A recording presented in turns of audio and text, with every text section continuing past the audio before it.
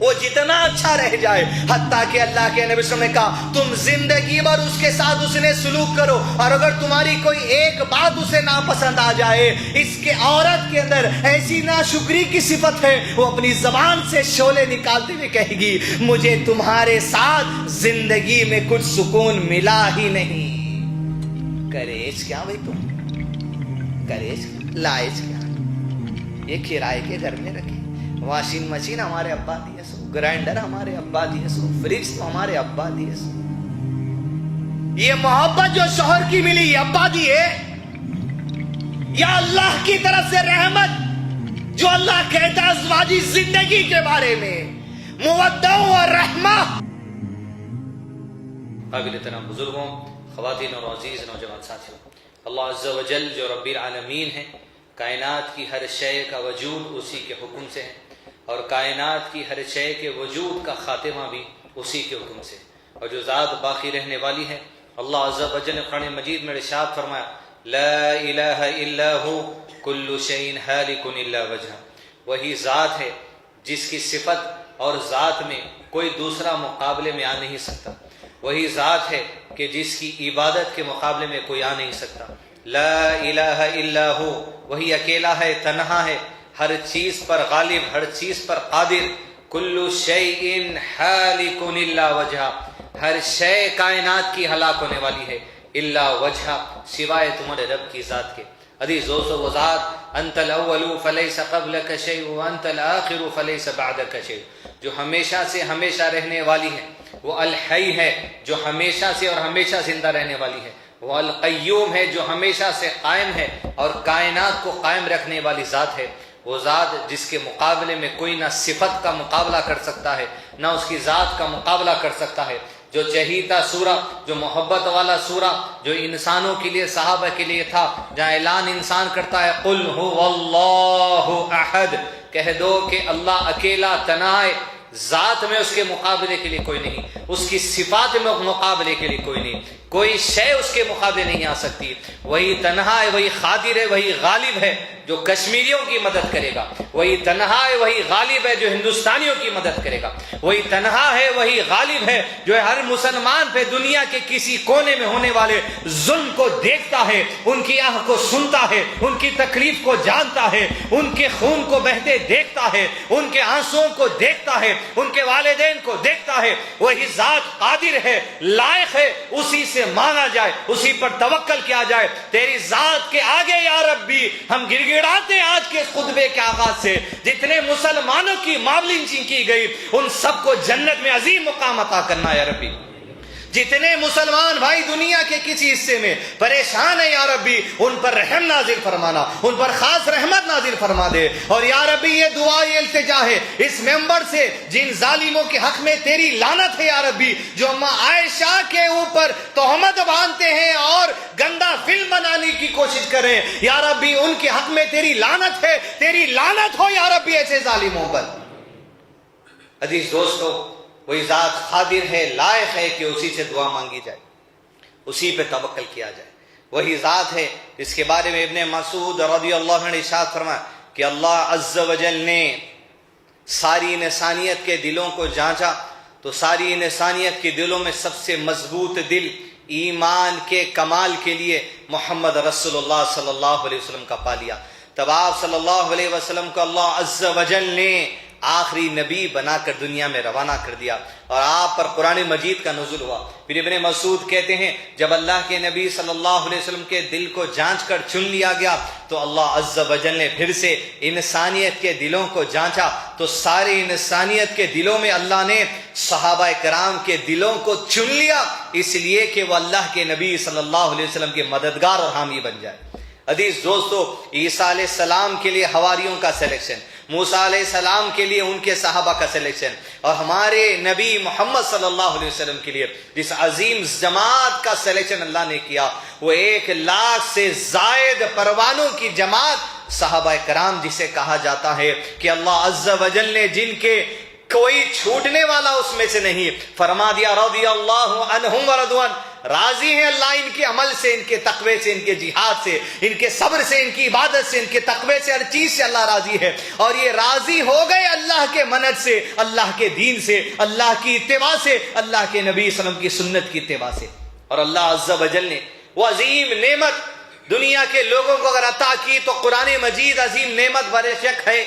قرآن مجید پر عمل کرنے کا طریقہ اللہ کے نبی صلی اللہ علیہ وسلم کی سنت بے شک عظیم نعمت ہے. لیکن قرآن اور سنت سمجھنے کے لیے عزیز دوستو، ہماری زندگی میں سب سے عظیم نعمت اگر کوئی ہے وہ صحابہ کرام کا راستہ ہے، وہ صحابہ کرام کا منہج ہے، وہ سلف صالحین کا راستہ ہے. منہج سلف صالحین جسے کہا جاتا ہے، منہج حقیق اہل السنہ والجماعہ جسے کہا جاتا ہے. قرآن اور حدیث سمجھنے کے لیے، قرآن اور سنت کو سمجھنے کے لیے واحد راستہ اللہ نے اگر چنا ہے وہ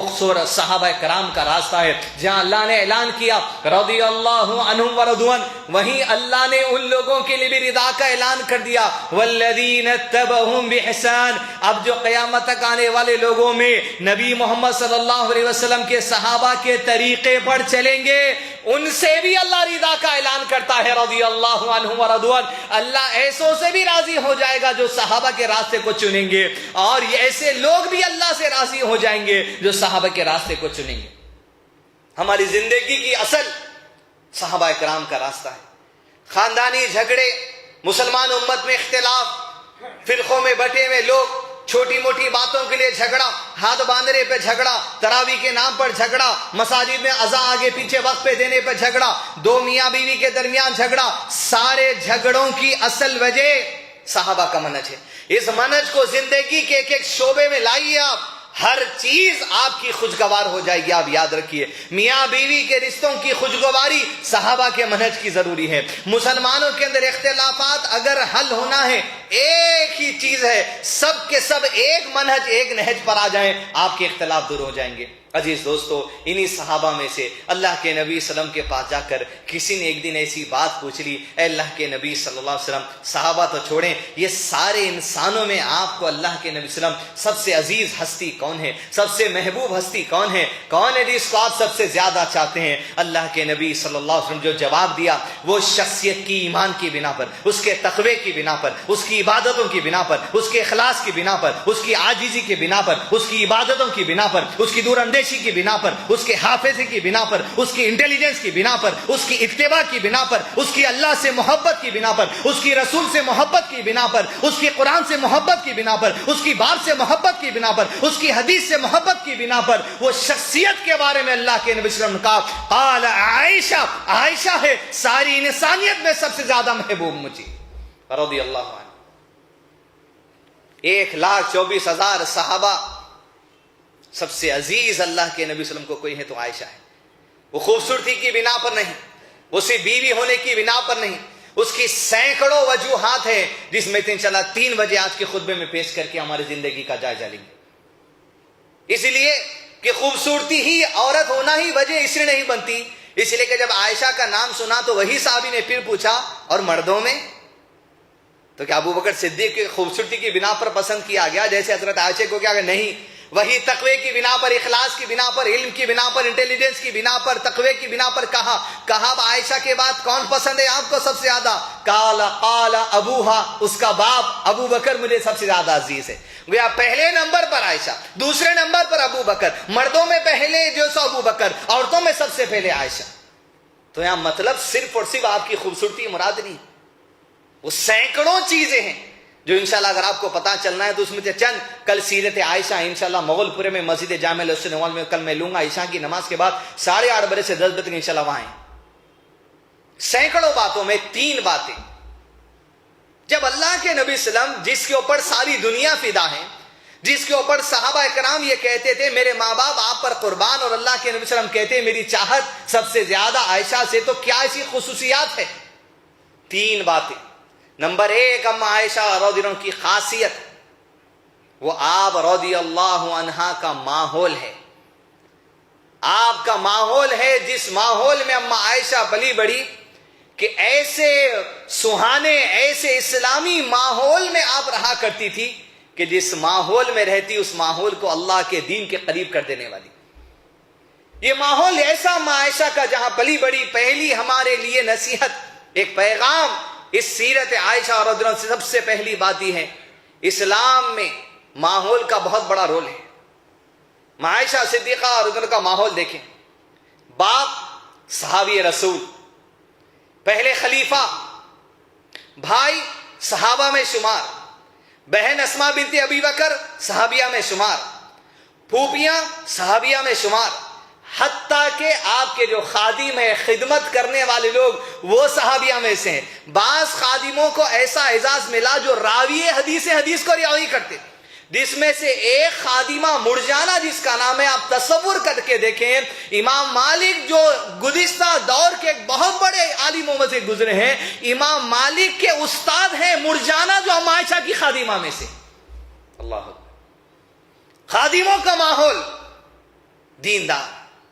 بہنوں کا ماحول صحابہ کے گروپ میں، والد صحابی، والد کے دوست صحابی، اب شوہر کائنات کی سب سے عظیم ہستی محمد رسول اللہ صلی اللہ علیہ وسلم۔ عزیز دوستو، اس پیغام کو لیں،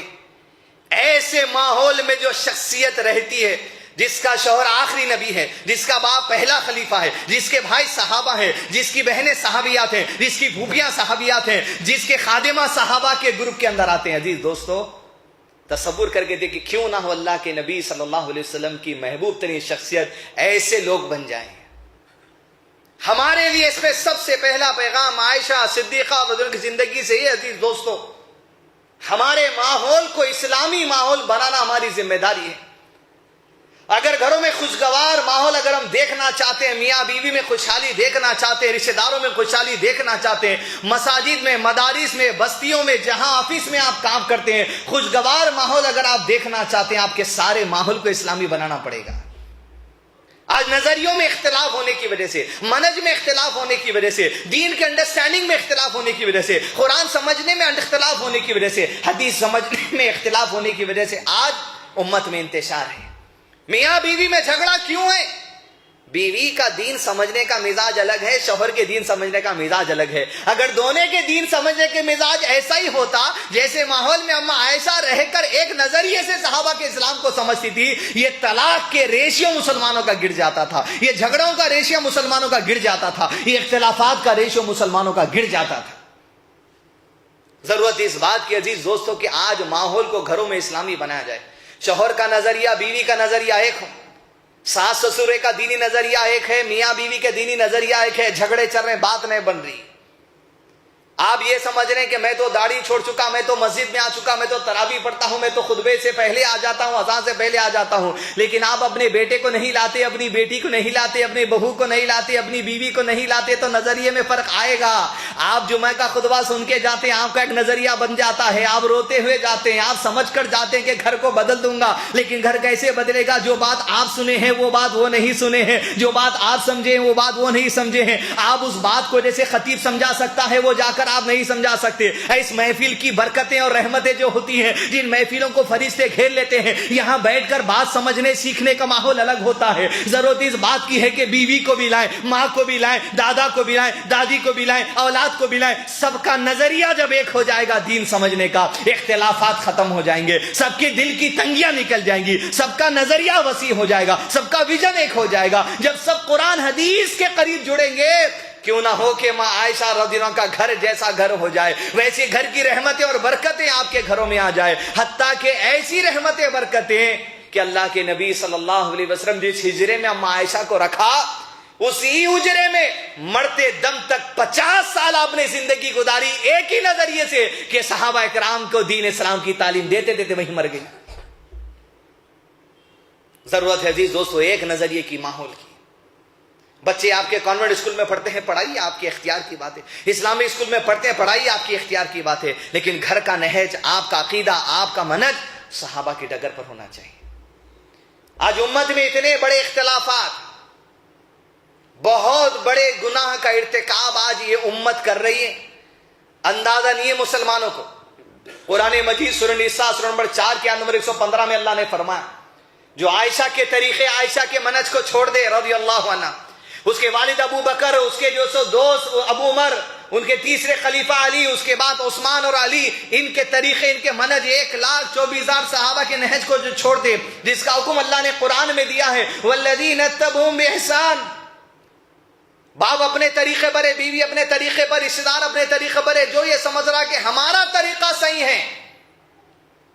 تو پھر یہ آیت قرآن مجید کی سن لیجیے، آپ کا طریقہ صحیح ہے یا آپ پلٹا دیے گئے وہی طریقے پر؟ اللہ عز و جل ارشاد فرماتا ہے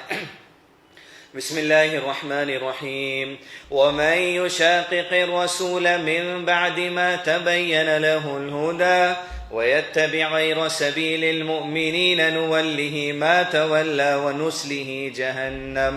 وَسَاءَتْ مَصِيرًا۔ اور جس شخص کے سامنے وعدے شکل میں ہدایت آ جائے، کیا ہے؟ اللہ کی کتاب، اس پر چلنے کا نبی محمد صلی اللہ علیہ وسلم کا طریقہ، اور اس کے بعد وہ رسول کی مخالفت کرے، حدیث ایسی ہے بھائی ہاتھ باندھنے کی، نہیں میں ایسی، نہیں ایسا کرنا ہے بھائی، نہیں میں ایسی، ہمارے لوگ غلط نہیں ہو سکتے، سالوں سے کر رہے ہیں اس کے بعد غلط ہو سکتی کیا، فلاں ایسی ہو سکتی کیا؟ ہدایت آ گئی، رسول کا طریقہ آ گیا، آپ اپنے آپ سے اختیار کرتے ہو، بولے میں میں صحیح، تو اللہ عز و جل کہتے ہیں آپ صحیح، تو آپ کا راستہ دیکھیں کدھر جاتا۔ وَيَتَّبِعْ غَيْرَ سَبِيلِ الْمُؤْمِنِينَ، اور مومنوں کا راستہ چھوڑ کے دوسرے طریقے پہ اگر چلا جاتا ہے، یا مومنوں سے مراد کون ہے؟ جس وقت یہ آیت نازل ہوئی مومنوں کی جماعت صرف اور صرف صحابہ کی جماعت زمین پر زندہ تھی، یہاں مراد منہج سلف ہے، یہاں مراد عائشہ کا طریقہ، ابو بکر کا طریقہ، عمر کا طریقہ، عثمان کا طریقہ، علی کا طریقہ رضی اللہ عنہم اجمعین، تمام صحابہ کرام کا طریقہ مراد ہے۔ اب ان کا طریقہ چھوڑ دیں گے تو اللہ عز و جل کیا کرتا ہے؟ نُوَلِّهِ مَا تَوَلَّى وَنُصْلِهِ جَهَنَّمَ وَسَاءَتْ مَصِيرًا۔ جب یہ اللہ کے طریقے کو چھوڑ کر، نبی کے طریقے کو چھوڑ کر، صحابہ کے طریقے کو چھوڑ کر اپنے خاندان، اپنے عالم، اپنے امام کے طریقے پر چلنے کی کوشش کرتے ہیں تو اللہ عز و جل انہیں اسی طرف موڑ دیتا ہے اور وہی راستے پر چلتے ہیں، حتیٰ کہ وہ راستہ انہیں جہنم میں لے کر چلا جاتا ہے۔ حدیث دوستو، صحابہ کرام کا طریقہ، ان کا منہج ہماری زندگی کا اصول ہے، یاد رکھیے۔ ہم مسلمانوں کا ٹریڈ مارک صحابہ کا منہج ہے۔ زندگی کے کسی شعبے سے آپ صحابہ کے نظریے، ان کے منہج کو نکالیے، اگر آپ پریشان نہیں ہو تو دیکھیے پھر یہ منہج وہ ہے جس پر اللہ نے رضا کا اعلان کیا ہے، یہ منہج وہ ہے جس کی دعوت اللہ انسانوں کو دیتا ہے، والذین اتبعوہم بإحسان، آؤ۔ اور عزیز دوستو، آپ تصور کر کے دیکھیں، آج مسجد میں اگر 1000 سے زائد آدمی ہیں، ہم سب کی دعا ایک ہے، جب آپ پڑھیں گے امام کے پیچھے اہدنا الصراط المستقیم، یا رب ہدایت دے دے سیدھے راستے پر، سب کی دعا ایک ہے، مگر سب کا نظریہ الگ ہی ہے ابھی تک بھی۔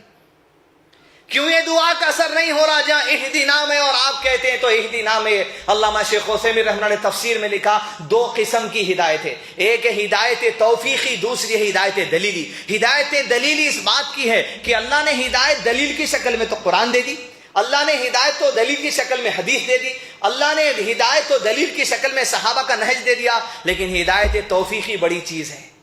ہم میں سے کتنوں کو یہ بات پتا نہیں ہے کہ مرد کا پینچا، اس کا لنگی، اس کا تہبند، اس کا توپ اس کے ٹخنے کے اوپر رہنا چاہیے، تو دلیل ہے، یہ تو وضاحت ہے، ہر ایک کو اس بات کا علم ہے۔ لیکن ہدایت توفیقی ایک چیز ہوتی ہے، جس کو توفیق اللہ عطا کرتا ہے وہ اس کام کی طرف آگے بڑھ جاتا ہے۔ جب ہم اہدنا الصراط المستقیم اللہ کے سامنے پکار رہے ہیں تو اب صرف یہ نیت رکھ کر کہ اللہ تیری ہدایت ایک دن آنے والی ہے، وہ کون سا دن ہے میں نہیں جانتا، وہ دن کو تو جانتا ہے، جب آئے گی تب میں عمل کروں گا۔ تصور انتہائی غلط ہے۔ عمل کے میدان میں آج اگر مسلمان پیچھے ہیں تو ہدایت توفیق یوں ہی نہیں مل جاتی۔ اللہ کے نبی صلی اللہ علیہ وسلم نے ارشاد فرمایا کہ حدیث میں کہ جب بندہ اللہ عز و جل کی طرف 1 قدم بڑھ کر چلتا ہے تو اللہ 10 قدم اس کی طرف آتا ہے، جب بندہ تیز چلتا ہے اللہ دوڑ کر آتا ہے۔ علامہ شیخ عثیمین نے اس حدیث کے معنی بتائے، تم ہدایت پر اگر عمل کرنا چاہتے ہو، تم کو ہدایت کے راستے کی طرف بڑھنا پڑتا، قدم اٹھانا پڑتا، عمل کے لیے جرت کرنا پڑتا، عمل کے لیے ہمت کرنا پڑتا۔ جب تم عمل کے لیے آگے بڑھو گے اللہ ہدایت کے دروازے تمہارے زندگی کے میدانوں میں کھول دے گا۔ وَنُصْلِهِ جَهَنَّمَ، نہیں آپ سوچ رہے میں یہیں بیٹھتا ہوں یہیں ہدایت آنا، نہیں ہو سکتا. آگے بڑھنا پڑے گا آپ کو, قدم اٹھانا پڑے گا آپ کو, حرام سے نفرت کرنا پڑے گا, حلال سے محبت کرنا پڑے گا, اللہ کے دین کے لیے آگے بڑھنا پڑے گا. ارے اللہ کو بتاؤ تو صحیح, جو اختیار اللہ نے تمہیں دیا ہے ہدایت کے لیے آگے بڑھنے کا, اس اختیار کا استعمال کریں. صحابہ کے منہج کو اپنائیں, اپنی اولاد کی فکر, اپنی بیوی کی فکر, اپنے ماں کی فکر, اپنے باپ کی فکر, اپنے بچیوں کی فکر, اپنے بیٹوں کی فکر, ہر ایک میں کوشش یہ کرے جس طرح عائشہ رضی اللہ عنہا کے گھر کا ماحول تھا, آپس میں ہر ایک صحابہ کے منہج پر رہتے تھے, اس دیندار ماحول ہمارے گھر میں آ جائے. اللہ سے دعا, اللہ ہم تمام کے گھروں میں, ہماری نسلوں کے گھروں میں یا ربی دین کا ماحول تو عطا کر دے. دوسری خصوصیت عزیز دوستوں, وہ سینکڑوں باتیں, سینکڑوں خصوصیات جو عائشہ صدیقہ رضی اللہ عنہا کی ہیں, اس میں سے دوسری خصوصیت عائشہ صدیقہ رضی اللہ کی یہ ہے, وہ آپ رضی اللہ عنہ کی سادگی ہے, آپ کی سمپلسٹی ہے, کہ جس کی بنا پر اللہ کے نبی صلی اللہ علیہ وسلم نے ارشاد فرمایا کہ سارے انسانوں میں سب سے زیادہ محبوب مجھے عائشہ ہے. تو کچھ خصوصیات تو ہوں گی, اس میں دوسری خصوصیت وہ سینکڑوں اچھائیوں میں دوسری ہے سادگی. عزیز دوستو, ایسی سادگی والی زندگی, ایک طرف رئیس گھر سے آئی ہوئی لڑکی, ابو بکر صدیق بہت پیسے والے تھے, ہزاروں کروڑوں روپیہ آج کے دور کا تو غلاموں کو چھڑانے میں لگا دیے, اور اما عائشہ صدیقہ کا بھی یہ حال ہے کہ اللہ کے نبی صلی اللہ علیہ وسلم وفات کے بعد 1,00,000 درہم صدقہ کر دیا, پورے 1,00,000 درہم اس زمانے کے. لیکن جب اللہ کے نبی صلی اللہ علیہ وسلم کے گھر آئے, شوہر کی استطاعت کو سمجھ لیا, شوہر کے مزاج کو سمجھ لیا, شوہر کو تکلیف نہیں دینا یہ سمجھ لیا, اتنی سادگی سے زندگی گزاری. رئیس گھر سے آنے کے باوجود اپنے آپ کو اللہ کے نبی صلی اللہ علیہ وسلم کے گھر میں ڈھال دیا, اپنے آپ کو اللہ کے نبی سے زندگی کے مطابق ڈھال دیا, اس سادگی سے محبت کر لی جس سادگی سے نبی صلی اللہ علیہ وسلم محبت کرتے تھے. اللہ کے نبی صلی اللہ علیہ وسلم کے گھر میں جب آئی, اما عائشہ کہتی پہلے ہمارے پاس ایک ہی بستر ہوا کرتا تھا. ارے وہ بستر تو کیا تھا, کہتی رنگی ہوئی کھال کی اوپر کی چمڑی تھی, اور اس کے نیچے جہاں آج کے زمانے میں ہم فوم ڈالتے, آج کے زمانے میں کاٹن ڈالی جاتی. اما عائشہ جو رئیس گھر سے آئی ہوئی لڑکی تھی, وہ کہتی جب پہلے بستر مجھے اللہ کے نبی صلی اللہ علیہ وسلم زندگی میں ملا, اس کی کھال رنگی ہوئی تھی, اور اس کے اندر جو روئی لوگ ڈالا کرتے تھے, ہمارے گھر میں اس میں کھجور کے چھلکے بھر کر ہم سو جایا کرتے تھے. اتنی سادگی, کھجور کے چھلکوں کا میٹرس, مگر زبان پہ الحمدللہ ہے. عائشہ سے عروہ پوچھتی, اما جان یہ دن بھر کھانا نہیں کھاتے, کیسے حالات, اتنے بڑے گھر سے تم آئی ہو, کیسے ہوتا ہے تمہارا گزارا؟ کہتے ہم 2 مہینوں میں 3 نئے چاند دیکھ لیتے, 3 چاند دکھ جاتے آسمان پر 2 مہینوں میں. لیکن ایسا بھی میرے گھر میں ہوا ہے, چولہا جلا نہیں ہے, 2 مہینوں کے اندر ہم 3 نئے چاند دیکھ لیے. مگر زبان پہ الحمدللہ ہے, زبان پہ اللہ کی شکر گزاری ہے, پیٹھ کے نیچے کھجور کے چھلکوں کا میٹرس ہے, زبان پہ اللہ کی شکر گزاری. 3 مہینے تک چولہا جلانے کے لیے کوئی چیز میسر نہیں ہوتی, زبان پہ اللہ کی شکر گزاری ہے. پڑوس سے لوگ اونٹ کا دودھ, اونٹ کا گوشت, چاول لا کر, کھانا لا کر دیتے تھے, وہ کھا لیتے, زبان پر اللہ کی شکر گزاری. جو چیز صدقے میں گھر کو آ جاتی, ایک دانے کو ہاتھ نہیں لگا سکتی, اللہ کی شکر گزاری اصحاب صفا کو بھیج دیا جاتا. جو چیز تحفے میں کوئی بھیجتا, اس میں سے آدھا اما عائشہ کے گھر پہ دیا جاتا, آدھا امہات المومنین کے گھر پہ دیا جاتا, آدھا اصحاب صفا میں بانٹ دیا جاتا. لیکن زبان پہ اللہ کی شکر گزاری ہے. عزیزو, تم عائشہ صدیقہ رضی اللہ عنہا, چھوٹا سا حجرہ آپ کا تھا, حتیٰ کہ رات میں جب آپ سو جاتی, لیٹ جاتی, اللہ کے نبی صلی اللہ علیہ وسلم سجدے کے لیے جاتے تو آپ کے پیروں کے قریب سجدہ کرتے, تو آپ کے پیر کو دبا دیتے, تو آپ پیر کو موڑ لیا کرتی اور آپ سجدہ کرتے. جب سجدے سے اٹھ جاتے دوبارہ پیر کو کھول لیتی. سادگی والی زندگی. حتیٰ کہ کہتی کہ اللہ کے نبی صلی اللہ علیہ وسلم کے ساتھ جب ہم ہجرت کر کے مکہ سے مدینہ آئے, ہجرت سے لے کر اللہ کے نبی صلی اللہ علیہ وسلم کی وفات تک ہمارے گھروں میں 3 راتیں کبھی ایسی نہیں گزری جہاں ہم خوب سیر ہو کر روٹی کھا لیے. 1 دن ملتا, 2 دن نہیں ملتا, 2 دن ملتا, تیسرے دن نہیں ملتا, لیکن لگاتار 3 راتیں ہم کو ایسی روٹی نہیں ملی کہ ہم جب یہ کہہ لیں اپنے آپ کو آج کھانا اچھا کھایا گیا. پورے 10 سال ایسے گزاری اما عائشہ کہتی ہیں, لیکن زبان پہ اللہ کی شکر گزاری ہے. حتیٰ کہ اللہ کے نبی صلی اللہ علیہ وسلم کی وفات ہو گئی. اما عائشہ کہتی وفات کے بعد اللہ کے نبی نے جو کچھ چھوڑا, میرے گھر میں ایک محراب تھا, اس محراب میں بس تھوڑا سا جو کا آٹا تھا, بس وہ آٹے کی روٹی میں کچھ دن کھاتے گئی، حتیٰ کہ ایک طویل عرصے تک وہ آٹا چلا، یہاں تک کہ ایک دن وہ آٹا بھی ختم ہو گیا، مگر زبان پہ اللہ کی شکر گزاری ہے۔ عزیز دوستو، عائشہ صدیقہ رضی اللہ عنہ یہ ایسی شخصیت ہے جس کو اللہ کے نبی صلی اللہ علیہ وسلم نے اپنی محبت کا اعلان کیا ہے، ساری انسان میں سے عزیز مانا ہے۔ تو یہ سادگی کی وجہ سے، رئیس گھر سے آنے کے باوجود اپنے شوہر کے گھر کی سادگی کو اختیار کر لینا، اللہ کے نبی صلی اللہ علیہ وسلم کی محبت کا مستحق عائشہ کو بنا دیا۔ وہ حدیث عورتیں جتنی یہاں بیٹھی ہیں وہ جان لیں کہ اللہ کے نبی صلی اللہ علیہ وسلم نے ارشاد فرمایا، میں نے جہنم میں عورتوں کی کثرت دیکھی ہے۔ یہ تم انکار نہیں کر سکتے عورتوں کہ تمہارے اندر یہ بات نہیں ہے، اور تم یہ بھی نہیں کہہ سکتے کہ اس کا سہارا لے کر اب تو ہمارے اندر یہ بات ہے، ہم کریں گے، ہم کیا کر سکتے، ہم مجبور ہیں۔ نہیں، شریعت نے تمہیں تمہاری کمزوری بتائی ہے تاکہ تم ماں عائشہ کی طرح منج کو اختیار کر کر اپنی ناشکری کو چھوڑ دو۔ کہ عائشہ کے بستر کا ذکر تمہارے سامنے نہیں کیا گیا؟ کیا ان کے حجرے کا ذکر تمہارے سامنے نہیں کیا گیا؟ کیا ان کے کھانوں کا ذکر تمہارے سامنے نہیں کیا گیا؟ کیا ان کے کپڑوں کا ذکر تمہارے سامنے نہیں کیا گیا؟ کہتے میں نے جہنم میں عورتوں کی کثرت دیکھی ہے کفر کی وجہ سے۔ صحابہ کرام نے پوچھا اللہ کے نبی صلی اللہ علیہ وسلم کیا وہ اللہ سے کفر کرنے والی ہے؟ کہا نہیں، کفر کے ایک معنی عربی زبان میں علماء کرام نے ناشکری کے کی ہے، کہا وہ اپنے شوہروں سے کفر کریں گی، شوہر کے اچھے اخلاق کی کفر کرے گی، وہ جتنا اچھا رہ جائے، حتیٰ کہ اللہ کے نبی صلی اللہ علیہ وسلم نے کہا تم زندگی بھر اس کے ساتھ اس نے سلوک کرو، اور اگر تمہاری کوئی ایک بات اسے ناپسند آ جائے، اس کے عورت کے اندر ایسی ناشکری کی صفت ہے، وہ اپنی زبان سے شعلے نکالتے ہوئے کہے گی مجھے تمہارے ساتھ زندگی میں کچھ سکون ملا ہی نہیں۔ کریش کیا بھائی، تم کریش کیا، لائش کیا؟ یہ کرائے کے گھر میں رکھے، واشنگ مشین ہمارے ابا دیے سو، گرائنڈر ہمارے ابا دیے سو، فریج تو ہمارے ابا دیے سو۔ یہ محبت جو شوہر کی ملی یہ ابا دیے، یا اللہ کی طرف سے رحمت جو اللہ کہتا ہے ازواجی زندگی کے بارے میں، مودہ و رحمہ، ارے رحمت اور محبت تمہارے دلوں میں ڈالنے والا تمہارا باپ نہیں، ہمارا باپ نہیں، وہ اللہ عز و جل ہے جو جوڑ کر زندگی 18 20 سال گزر گئے رشتے میں، مگر زبان سے ناشکری جاری نہیں کسی کی۔ آپ خوش مت ہو جائیے،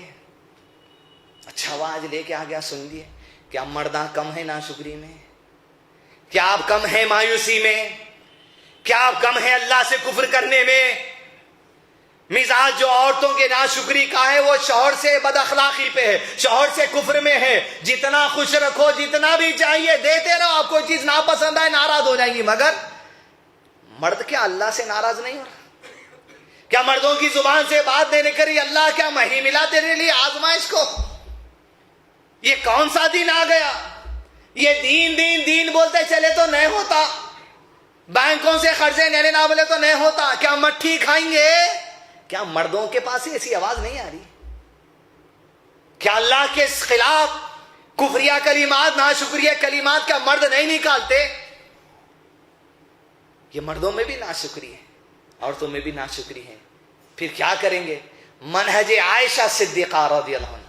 ارے کھجور کی چھلکوں کا میٹریس ہے، الحمدللہ۔ قرآن مجید سورہ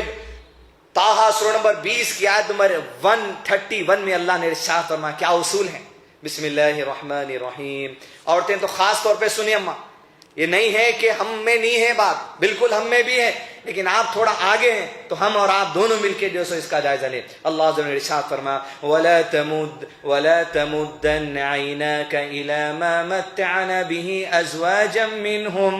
زَهْرَةَ الْحَيَاةِ الدُّنْيَا لِنَفْتِنَهُمْ فِيهِ وَرِزْقُ رَبِّكَ خَيْرٌ وَأَبْقَىٰ۔ خبردار ہے عورتوں کی جماعت، خبردار ہے مردوں کی جماعت، خبردار ہے ممبر پہ بولنے والے، تیری نگاہیں ان چیزوں کی طرف نہیں جانی چاہیے جو ہم نے زینت کے طور پہ، آرائش کے طور پہ، جائیداد کے طور پہ، دولت کے طور پہ دنیا کے لوگوں کو دے دیا ہے۔ آئینہ کا، ارے نظریں بھی مت ڈال، کیوں؟ وَرِزْقُ رَبِّكَ خَيْرٌ وَأَبْقَىٰ، ارے تیرے رب نے جو تجھے دیا ہے یہ ساری کائنات سے بہتر ہے۔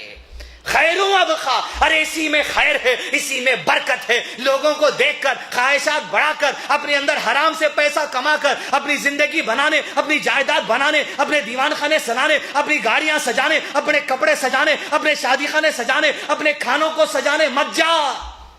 ورزق ربک خیر و ابقا، رب کا دیا ہے تیرے پاس، ارے یہ بہتر ہے، یہ برکت ہے۔ رکشے والوں کو دیکھیے آپ، 18-20 سال سے ایک رکشے والے کو دیکھ رہا ہوں میں، 17 بچے اس کو، وہی رکشے کے پینڈلوں پہ چلا رہا۔ حدیث 200 اللہ کے نبی صلی اللہ علیہ وسلم نے کہا مسلمان کو چاہیے کہ وہ اپنے سے کمتر مسلمان کو دیکھے جو مال میں ہے۔ تمہارے پیر میں 1000 1200 2000 کی چپل ہوگی، ارے ان کی طرف تو دیکھو جن کے پاس 2 پٹوں کی چپل ہے۔ اس لیے اللہ کے نبی صلی اللہ علیہ وسلم نے کہا یہ بات اس کے لیے تمہیں محبت ڈال دے گی کہ جو اللہ نے تمہیں دیا ہے تم اس کی قدر کرنا شروع کر دو گے۔ اوپر والوں کو دیکھیں، پورے حیدرآبادیوں کا مزاج ایسی ہے، اپنے میں کون نہیں، اللہ بہتر جانے، یوں دیکھتے ہیں شادی شادی شادی شادی رخا شادی، اور اتنی خطرناک چیز میں اللہ تعالیٰ جو چھوٹی ہے لوگوں کے لیے ملوث کر کے دیا کہ آج قوم حیدرآباد کی نکل رہی نہیں شادیوں کے جھنجٹ سے۔ نظریہ یوں ہو گیا، نظریہ یوں ہو گیا تو نیچے سے زبان ایسا چلنے لگی، نیا طریقہ کیا اپنائے، لوگ پریشان ہو۔ بچے کی شادی ہے، بچی کی شادی ہے، رخے چھپانے کے پیسے نہیں ہیں، کتنے کے چھپانا ایسا 20,000 ہو رہے ہیں، واہ 20,000 کے رخے چھپائیں گے آپ، اور یہ پریشانی ہے۔ شادی خانہ بک کرنے پیسے نہیں ہے، رخا چھپ گیا، کون سا، کتنے ہیں، 3 لاکھ روپے سے، یہ پریشانی ہے۔ ارے آج مسلمانوں میں ایک ایسا گندا نظریہ آ گیا کہ اپنی خواہشات کو اپنی پریشانی کا لباس پہنا کے دنیا کے سامنے بتا رہے۔ قرآن میں اللہ نے کہا وَرِزْقُ رَبِّكَ خَيْرٌ وَأَبْقَىٰ، ارے تیرے رب نے جو تجھے دیا ہے وہ خیر ہے، وہ باقی ہے، چھوڑ، آجا عائشہ کے منچ پر، آجا عمر ابو بکر کے منچ پر، دیکھ یہ شادیوں کی جھنجٹوں میں بچ جائے گا، یہ کھانے کھلانے حرام کے پیسے لا کے ڈال کے باورچیوں کو دینے کے جھنجٹ سے بچ جائے گا۔ آ تو صحیح صحابہ کے منچ کی طرف، شادیوں کی درستگی صحابہ کے منچ کے دور ہونے سے، وہ محبت ان کے منچ سے جتنی آئے گی زندگی کا ایک ایک معاملہ سیٹ ہوتا چلا جائے گا۔ سینکڑوں خصوصیات ماں عائشہ کے، تیسری اور آخری خصوصیت اس خطبے کے وقت میں ماں عائشہ صدیقہ رضی اللہ عنہ کی جو تیسری خصوصیت ہے وہ آپ کی عاجزی ہے۔ انگریزی میں بولیں گے ڈاؤن ٹو ارتھ، اخلاص، تکبر اتنا نہیں، نہ اپنی دولت کا، نہ اپنے پیسے کا، نہ اپنے علم کا، نہ اپنے لہجے کا، نہ اپنی بولی کا، نہ اپنے کپڑے کا، نہ اپنے گھر کا، نہ اپنی جائیداد کا، نہ اپنے مزاج کا، نہ اپنے انٹیلیجنس کا، کسی کا نہیں۔ مرض الموت کے وقت عائشہ صدیقہ رضی اللہ عنہ کے گھر دستک ہوئی، کون سی ہستی؟ ابن عباس رضی اللہ عنہ آئے ملاقات کے لیے۔ وہ چھوٹے سے نوجوان لڑکے جب تھے، عمر بن خطاب سے لے کر پھرتے تھے، جس نے اذا جاء نصر اللہ والفتح کی تفسیر کر دی، وہ ابن عباس ملنے کے لیے آئے۔ عائشہ سے اجازت لی گئی، اماں جان ابن عباس اللہ کے نبی صلی اللہ علیہ وسلم کے رشتے دار، معزز بڑے صحابہ کرام میں سے، تفسیر کا علم جس کے پاس ہے، وہ آخری ایام میں آپ سے ملنا چاہتے ہیں۔ اماں عائشہ نے کیا کہا عزیز دوست، تکبر نکال کے پھینک دے ہم، یا ربی کبر ہمارے اندر سے نکال دے، ہمارے اندر سے انا نکال دے۔ اماں عائشہ رضی اللہ عنہ نے کیا کہا، اجازت نہیں ہے ابن عباس کو، ابن عباس کو میں اجازت نہیں دیتی ملاقات کے لیے، اس لیے کہ وہ آئے گا، میرے مرنے کے دن قریب ہے، اور آئے گا اور آ کر میرے نیک اعمال کی تعریف کرے گا، میں سننا نہیں چاہتی، کہہ دو ابن عباس کو کہ چلے جائیں گے۔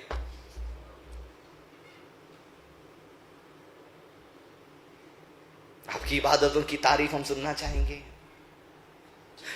ہماری تقریر کی تعریف ہم سننا چاہیں گے،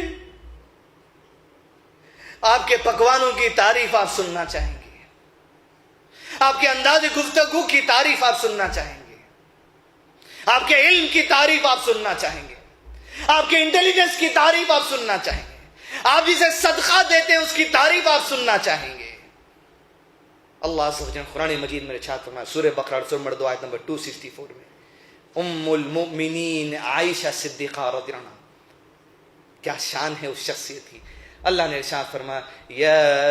ایھا الذین آمنوا لا تبطلوا صدقاتکم بالمن والأذى كالذی ينفق ماله رئاء الناس ولا يؤمن بالله واليوم الآخر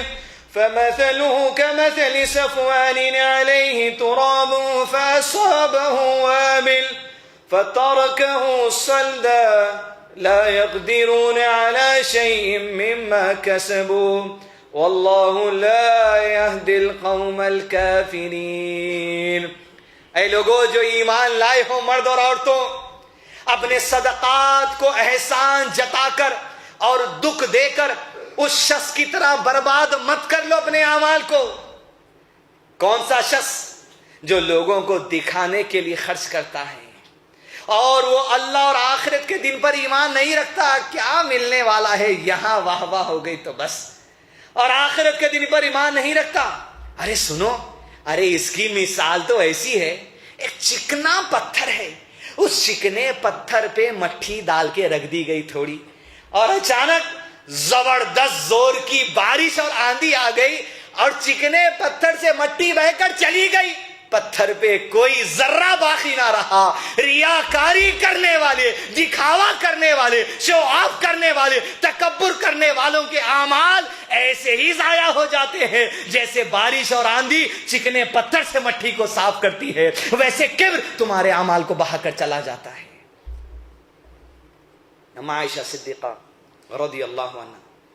عزیز دوستوں، بالخصوص ہم اس مسجد کے ممبر سے، پولیس ڈپارٹمنٹ سے، حکومت سے ضرور اپیل کریں گے کہ عائشہ صدیقہ رضی اللہ عنہ کی شان میں گستاخی والی جو فلم کی تیاری وسیم رضوی کر رہا ہے، ہم کوئی احتجاج، کوئی مظاہرے، کوئی یہ چیز میں ہم انٹرسٹ نہیں ہے، ہم صرف مطالبہ کرتے ہیں اس فلم کے بننے کو کسی طرح روکا جائے، اس فلم کے بننے کو کسی طرح جو بن رہی ہے فلم اس کو روکا جائے، جہاں یہ کہہ کر کہ بخاری شریف اور ترمذی شریف میں جو حدیث ہم عائشہ کے بارے میں ہے اس کو ریپرزینٹ کیا جا رہا ہے۔ ہم پولیس ڈپارٹمنٹ سے، بالخصوص اس مسجد کے ممبر سے اور تلنگانہ حکومت، سینٹرل حکومت سے ہم گزارش کرتے ہیں کہ کسی بھی طرح اس فلم کے بننے کو روکا جائے تاکہ مسلمانوں کے جو مذہبی جذبات ہیں اس مذہبی جذبات کو جو سو ٹھیس پہنچنے سے بچیں، تاکہ امن و امان کا ماحول اللہ کی طرف سے قائم رکھے۔ وصلی اللہ علی نبینا محمد وعلی آلہ واصحابہ وسلم تسلیما کثیرا۔